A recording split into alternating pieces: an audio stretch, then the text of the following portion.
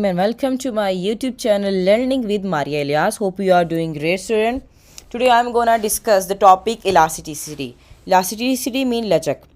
Basically आप definition देखें, according to economics इसकी डेफिनेशन क्या बनती है? Elasticity is a term widely use in economics to donate the responsiveness of one variable to change in other variable, यानी एक variable के चेंज से जो फ़र्क वाज़िया होता है दूसरे वेरिएबल में, उसको क्या कहा जाता है? इलास्टिसिटी बोला जाता है। अगर हम प्रॉपर वर्ड्स में इसको डिफाइन करें, it is relative response of one variable to change in other variable. अगर एक जो प्रोडक्ट है उसके चेंज आने से दूसरे में क्या आ जाए, तब्दीली आ जाए, फ़र्क आ जाए, इसको क्या बोला जाता है? इलास्टिसिटी बोला जाता है।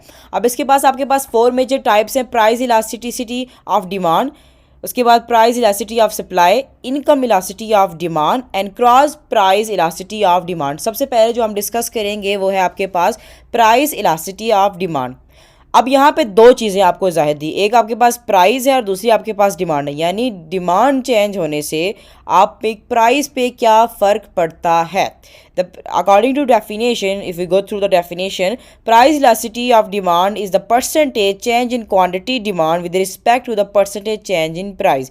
यानी आपकी डिमांड के फ़र्क आने से आपकी प्राइस में भी क्या आ जाता है? फ़र्क आ जाए। यानी आपके प्राइस अगर चेंज होगी तो उस पर डिमांड में भी क्या पड़ेगा? उस पर फ़र्क पड़ेगा। उसकी फॉर एग्जांपल आपके पहले कोई आपके पास कोई भी स्केल था, वो 10 रुपये का था, लेकिन अब वो 20 रुपये का हो गया। आप क्या कर दोगे? उसकी डिमांड क्या कर दोगे? कम कर दोगे। अकॉर्डिंग टू फार्मूला को किससे ड्राइव करेंगे? Percentage change in quantity demand divided by percentage change in price. ठीक है।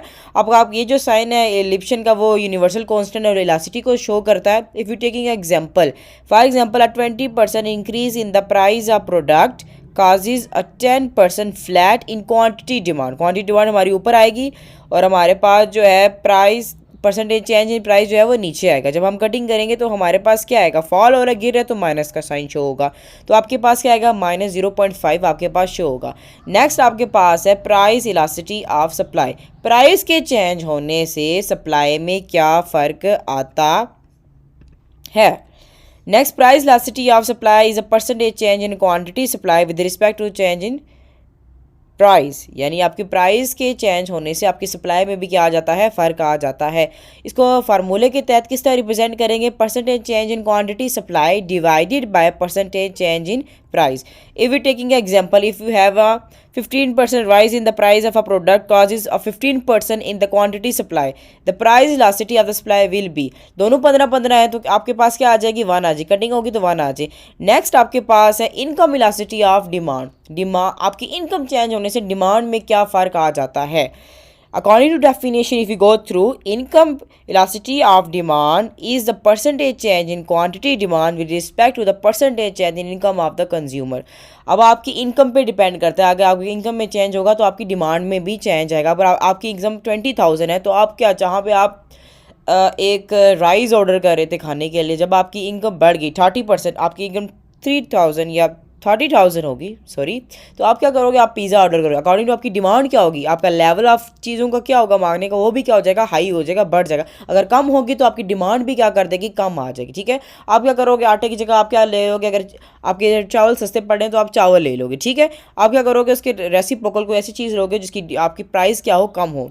उसको मैथमेटिकली फार्मूले की तरह रिप्रेजेंट करेंगे, percentage change in quantity demand divided by percent change in income. According to if you taking a definition, 2% rise हुआ है consumer की इनकम में, cause an 80% rise in products demand, then the income elasticity of demand will be 8 to 2 divided by 8 करेंगे, आपके पास क्या आएगा?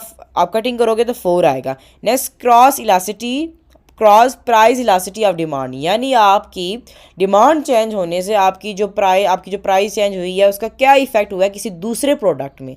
यानी एक प्रोडक्ट में से आपकी जो चेंज है वो दूसरे में उसका क्या चेंज है, मेगी वो उसको क्या कर रहा है? किसी दूसरे में चेंजिंग ला रहा है, किसी दूसरे प्रोडक्ट में। For example, cross price elasticity of demand is the percentage change in the quantity demand of a specific good, किसी गुड में with respect to percentage change the price of other relative good. यानी एक के change होने से दूसरे में फ़र्क आ जाना। फॉर एग्जांपल, अगर आपका आटे की प्राइस बढ़ गई है तो आपकी जो है राइस की भी प्राइस क्या कर जाएगी? वो भी बढ़ जाएगी। Percentage change in demand for good A divided by percentage change in demand B. For example, the demand of butter rose is by 22% when the price of margarine rose is 8%. Then the cross price elasticity of demand of butter will respect to the price of margarine will be increase. अब आप क्या करोगे, cutting करोगे 8 का table आपके पास 2 1 2 2 4 1/4 का आपके पास divide में क्या आता है 0.25. इसकी भी एक और आपके पास अदर एग्जांपल आप ये देख सकते हो.